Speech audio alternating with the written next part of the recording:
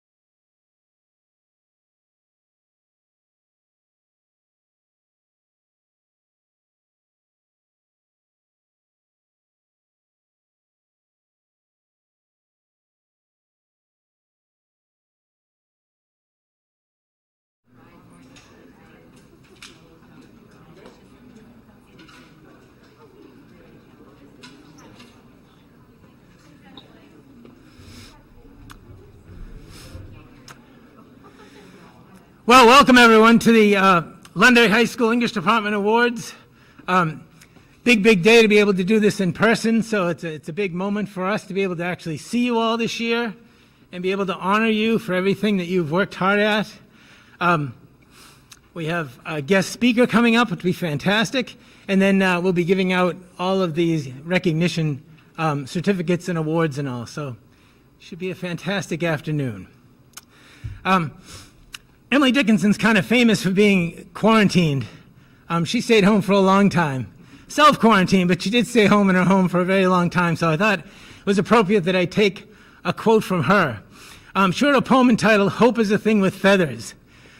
That wasn't really the name of the poem. She didn't title her poems, but people just started taking her first lines and making them into the poem name because they thought, well, we got to be able to keep track of these somehow. And the poem's okay. I think it drifts a little bit toward the end, but the third and fourth lines I think are really important and really relevant to us. Those lines, when she's referring to hope, she says, "It sings the tune without the words and never stops at all." And if you think about it, you sang the tune without the words. You went to school without a building. You did remote learning, remote block, 7:25 start, 7:30 start, 2:14 bell, 2:24 bell, hybrid, masks, social solitary lunches. And as the fourth line says, you never stopped at all.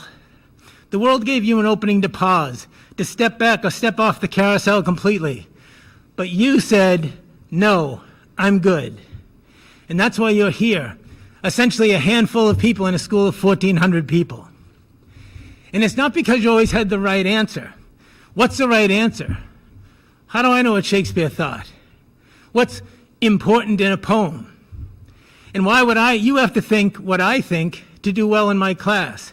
It's not that. It's not about having the right answer. It's that during this upside down time, you were never lazy with language. You care about how you used it on every assignment that you did. And you examined how others used it, other writers with equal care. That's what really set you apart. There's a wide range of students in this room today. There are students who are going on to do English as a major in college. There are others who are going into other professions, and this may be the last English instruction they ever have. All of you did one thing in common. You all excelled, and it's really time to recognize you for that. But before the recognition, we have a speaker today, noted for her excellence in English, Miss Maddie Walden. Come on up, Maddie.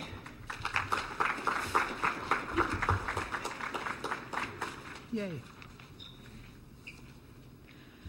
There is a quote by Jonathan Culver that states, "The English language is a work in progress, so have fun with it." I don't think there exists another statement that better describes our experience as students within this very department. I think the way in which many of us approached this subject as freshmen was very much straightforward. Many of us were only there to analyze whatever Oedipus Rex was supposed to mean, and to do our best not to cry through Of Mice and Men's ending. It was here in which we learned the technicalities of craftsmanship, and no matter how mundane some of us may have believed this process to be, none of us would be here right now without it. The teachers who guided us through this introduction to life as a high school-aged writer had some of the most difficult jobs to complete. So many of us had never even heard of a thesis statement, let alone were we able to write one properly. So thank you to all those who had the rigorous task of getting us to a point of appreciation for the English language and what it can truly sound like. Sophomore year was a bit different, for already acquired knowledge served many of us well in the face of being able to more creatively express ourselves. I myself had the great fortune of being in Mr. Juster's class. It was here in which I discovered that another human being truly does have the capacity to tap into the regions of your brain you didn't even know you had access to. His free-thinking methods and excruciatingly kind demeanor allowed me to discover certain traits within myself I could have never found otherwise. So many of my peers speak about him in only the highest of regards. You are truly a gem, Mr. Juster, and I thank you for everything you gave me and so many others. Junior year was a bit more rigorous, but it was the year in which I came to realize just how much I actually loved writing, even analytically. I was in Mrs. Wooding's class, and this would be the first of 2 years in which I'd have the privilege of being her student. She embodied the picture of what it means for a teacher to love their subject unconditionally. You could hear it in the way she'd talk about Shakespeare, as she'd always do so just loud enough to drown out the complaints of her students. You could see it in the way she would almost vibrate with joy at the idea of a new way to approach a project, or in the comments littered about her papers on Turnitin. For these very reasons, I knew I had no choice but to join her in AP Lit my senior year, and many of my friends acted accordingly for the very same reasons. The final 2 years I myself had the privilege of learning alongside came about my senior year as well. Mrs. Shank was the first teacher whose class revolved around the strict idea of creativity. Even for her freshmen, she was someone who had laid the foundation for her English students, just as Miss Murphy had done for me. Their emphasis on the writing process was unlike anything I had experienced, and for this I am forever grateful. Finally, there was Mrs. McCabe. Upon reaching out to many of my peers and determining what it is exactly that I should highlight in this very speech, her name came up quite often. In the midst of a global pandemic, it takes a special kind of teacher to navigate their students through coursework that many of them may not feel they can do anymore. I can confidently say that Mrs. McCabe is one of the most compassionate human beings I have ever had the utmost joy of meeting, and for this very reason, I hope she knows that none of her efforts go unnoticed or unappreciated. There are so many beautifully talented teachers I myself never got the chance to have. Mrs. Jagir, in the words of former student Jack Sprague, produces great writers because she also teaches her students how to tap into their emotions, challenges them to reflect deeply, and provides them with invaluable wisdom. He expressed to me that he is forever grateful to her for helping him grow, not only as a writer, but as a person. Sarah Clegg discussed with me how approachable and open-hearted Mr. Smith had been. She told me she didn't believe she would have been able to grow, not only as a writer, but as a person without him. Max Jean talked to me about how open to independence Mrs. Juster was, and how abundantly beneficial this was to a young writer in need of a little freedom. It is this very understanding that makes this department so unique. There is very often only one way to solve a math problem, one answer to a question on a science lab, and one date in history you're supposed to remember. English, however, is something beyond even itself. I know I don't have the time nor the resources to offer an anecdote about every member of this department's staff, so please know that the warm regards with which I am speaking of this subject as a whole apply to you all, not just those I've known directly or heard about indirectly. I would be a fool to stand up here and pretend like we all love writing thesis papers and attempting to figure out what exactly Shakespearean language is supposed to mean. At the end of the day, English is a class, classes are a part of school, and school can be very difficult. There were endless nights in which we cursed the world for the existence of Membean or for its having allowed Ernest Hemingway to be born. However, at the end of everything, there exists no other subject matter from which I, and many of you, have found more of ourselves in such a short amount of time.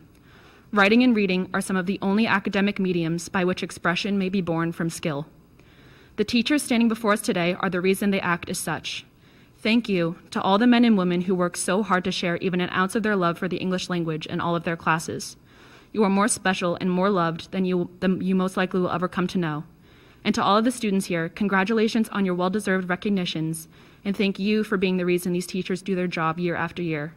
At the end of the day, we are both reliant on our appreciation of one another and the classes from which we have known the joys of ever having met one another. Thank you.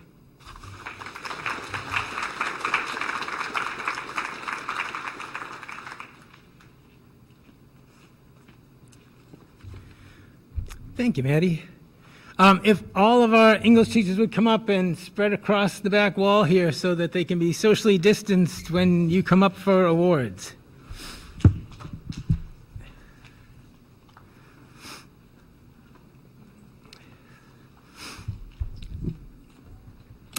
The first of the National Council of Teacher of English Achievement Awards.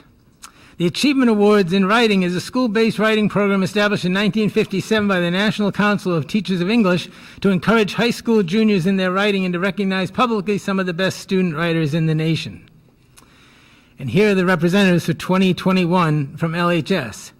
Emily Bothwell, Cassidy Method, sorry about that, and Annabelle Wu. Yay.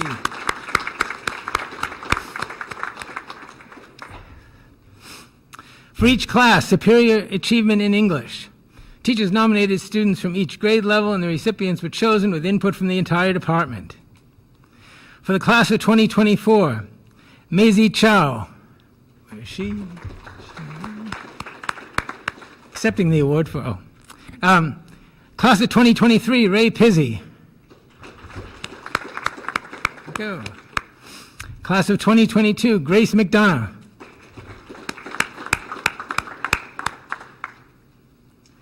And the class of 2021, Madison Walden. Maddie, come on up.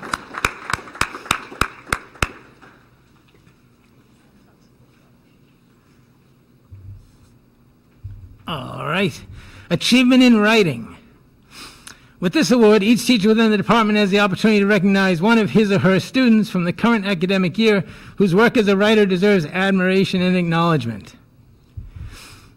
I'll read out the whole list. You can kind of come up as you hear your name, then we'll give you all a big applause. Bridget Berry, Jeremy Butler, Hunter Courier, Audrey DeAngelis, Samantha Fortier, Ryan Fortin, Alexander Grucho, Lauren Kim, Sasha King, McKenna Lord, Aidan McKivigan, Cassidy Mathot, Gabby Page, Sydney Samwaset, Isabel Schickler, Maggie Schofield, Brian Sullivan, Tim Van Gelder, and Ben Wilson. Here we go, achievement in writing. Here you go, brother, congratulations. Yay.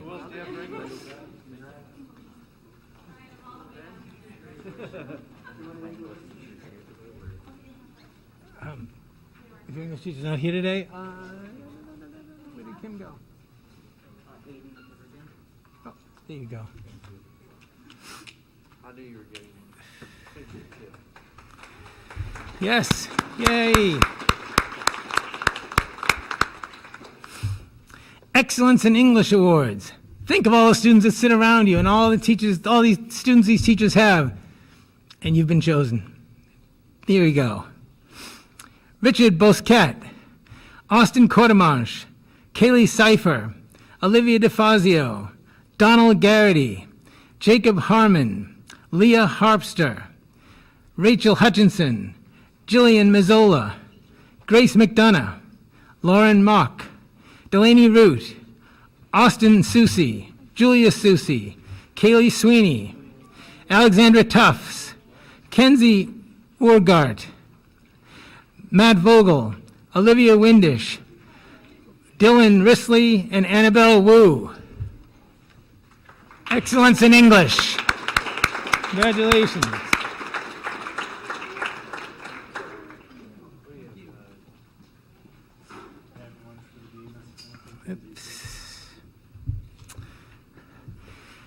And our last award is the Martinson Award, which is given to students who excel above and beyond what they would have done as they entered the room. They just had a great growth year and appreciated for it.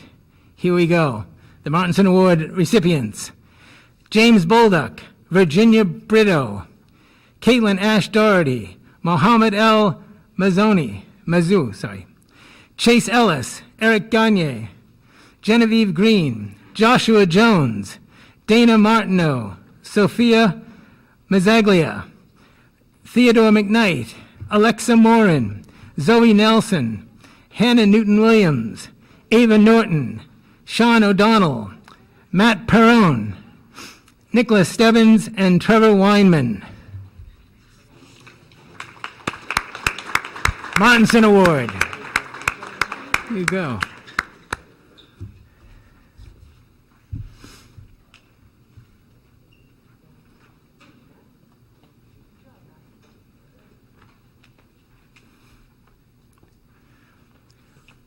Well, to us, you really are a blessing when you come to class every day, because you enlighten us. You just don't, you educate us in some ways, you enlighten us, and you just make it a very fantastic time to be in that room with you all the time. I know Maddie mentioned the fact that, we do for you, but it's so great to have you there. You see you come in the room and you think, oh, exciting things are going to happen. Exciting things are going to happen on the page. There's a lot that's going to go on because you're there interacting with us. So it's a fantastic relationship, and we love to celebrate it, and that's what we're doing here today. So thank you all of you award winners. Feel free to come up and see your teachers. Maybe take a picture, even though you've got to kind of socially distance. We got to be a little careful about that. No touching, Here we go. We'll figure it out. But thank you very much for coming. Thank you.